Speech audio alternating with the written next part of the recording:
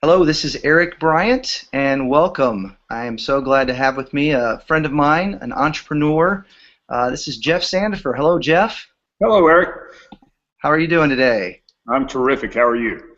Excellent. Well, it's fun talking to you. We're both here in Austin, and you are the co-founder of the Acton MBA in Entrepreneurship, also a co-founder of the Acton Academy. And both of those schools, whether it's in the master's level or for those kids that are part of Acton Academy, I have friends and even family that have been impacted by what you do. Maybe give us a little bit of an idea of Acton Academy and even the MBA that makes it unique.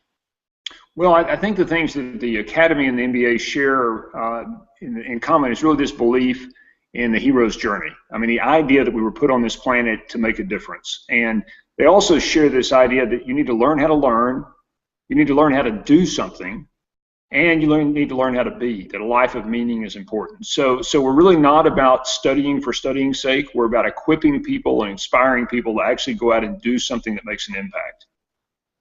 Well, and you're definitely doing that. I have a cousin who graduated with a master's degree from your MBA program, and even some of the folks that I'm connected to that are going through the academy and with their kids, and even the tour I've taken, I'm really impressed with how you make that the emphasis. It's almost like sometimes the school system, we forgot the end in mind. The end is to create people who can contribute to society, but it almost feels like we get caught up in the means, and all of a sudden it's about a test, like here in Texas, the TOS test, and it's just all about teaching towards a test.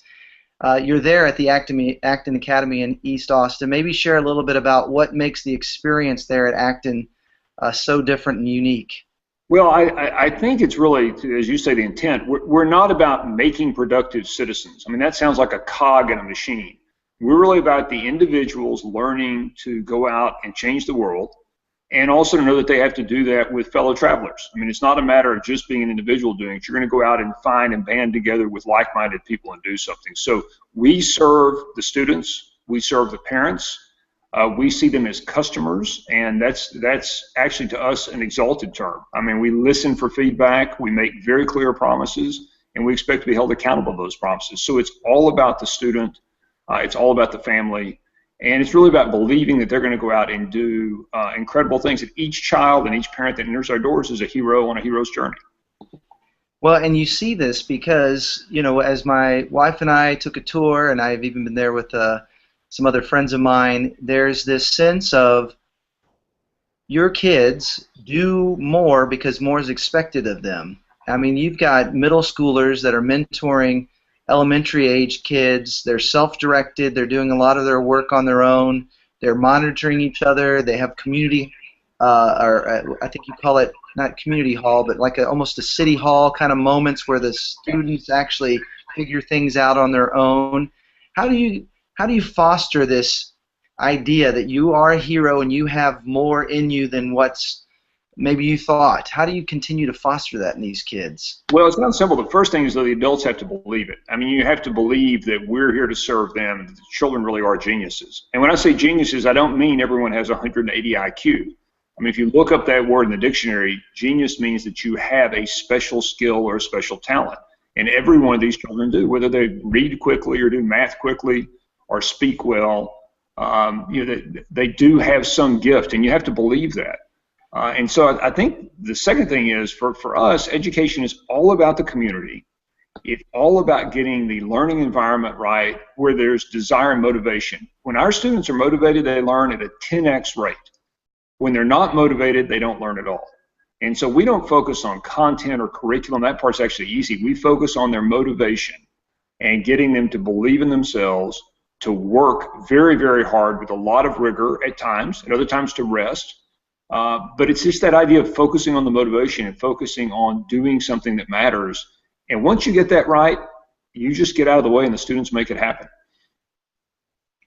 Well, and what's really exciting to me is you've really made an impact as an entrepreneur, and then you've basically been training up entrepreneurs, others who will go off and make a big difference in this world.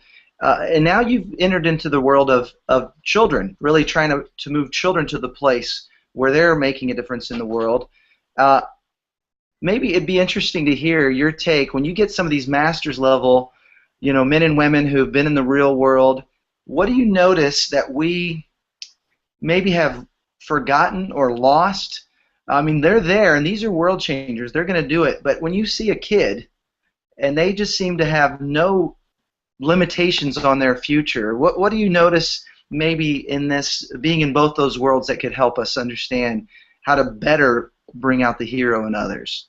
Well, we think about callings this way. So I think first off is you acknowledge that people do have a calling, that every person has a special and a God-given sense. I mean, our schools are secular, but we raise spiritual questions, even in a secular environment. We all believe that there is some God-given gift. If you can find and discover those gifts, find a way to use them in a way that brings you joy, to be in flow, that time where you're so engrossed in what you're doing, you lose track of time. And you're trying something that's hard and just right on the edge of being scary, but you're all in. So gifts plus flow, plus then discovering an opportunity or injustice that speaks to your heart. What is there out in the world that needs to change, or an opportunity that needs to be realized? If you combine gifts plus flow plus seeking opportunities, whether you're starting a new business or it's a young person seeking a calling, that's that magic intersection where things happen. And so our whole goal is we set up an environment and incentives where that happens, and then you get out of the way. The more adults in the room, the slower the children learn. They're teaching each other. They're out on the internet discovering things. They're trying experiments. And by the way, they're learning at an incredibly rapid rate. Our students who came into our elementary school and are now in middle school, many of whom were at the bottom of the standardized test, are now 6th grade levels on average above age. So to put that in perspective, all of the students in our middle school have already placed out of high school academically. And that frees us up to do lots of exciting things, like have them in real-world apprenticeships, where they are experimenting and finding a calling, doing real-world projects. I mean, we can learn to apply reading, writing, and math in the real world in ways that make a difference.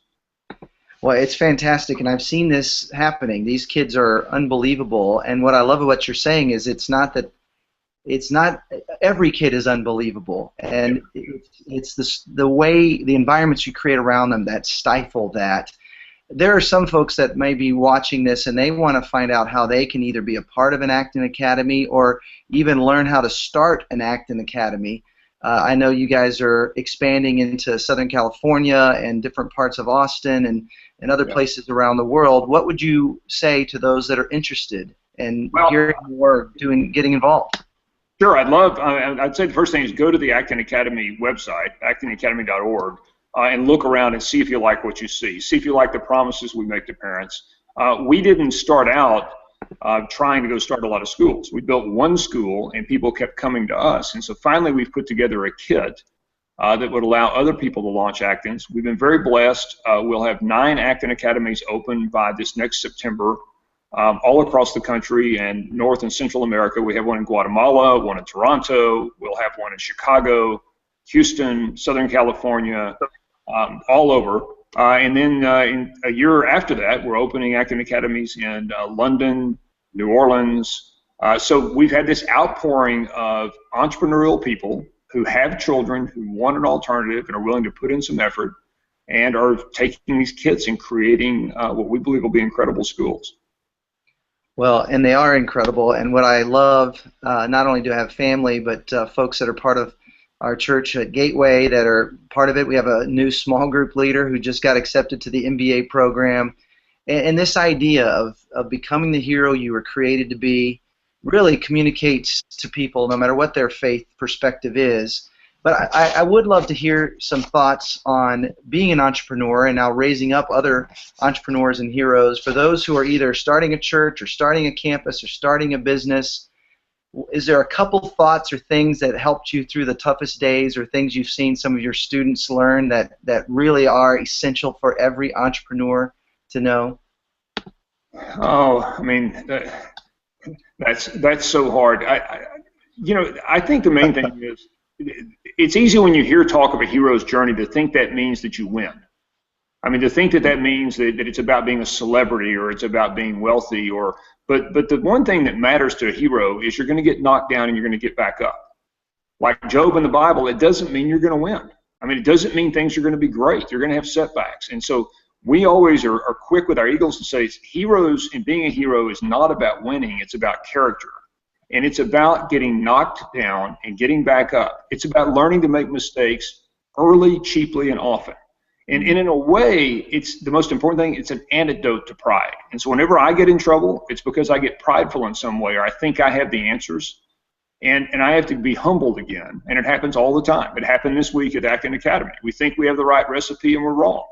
And so you get humbled and you go back to the core questions and you pick yourself up. You get back in the arena, you know, and the blood and the sweat and the dust, and you try again. And that's never over. I mean, our toil on this earth, we're going to keep having to fight.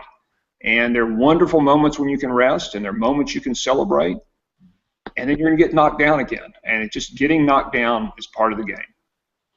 That's fantastic. Well, I want to encourage all of you to go to actonacademy.org, actonmba.org. I want to thank you, Jeff, for making these available. Unschooling Rules. We have 5 winners. If you're not part of my email newsletter, sign up at ericbryant.org. You wrote the foreword to this. It's by Clark Aldrich.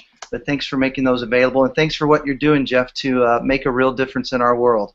Thank you, Eric. Pleasure to be here. Thanks. All right. Take care. Bye-bye. Goodbye.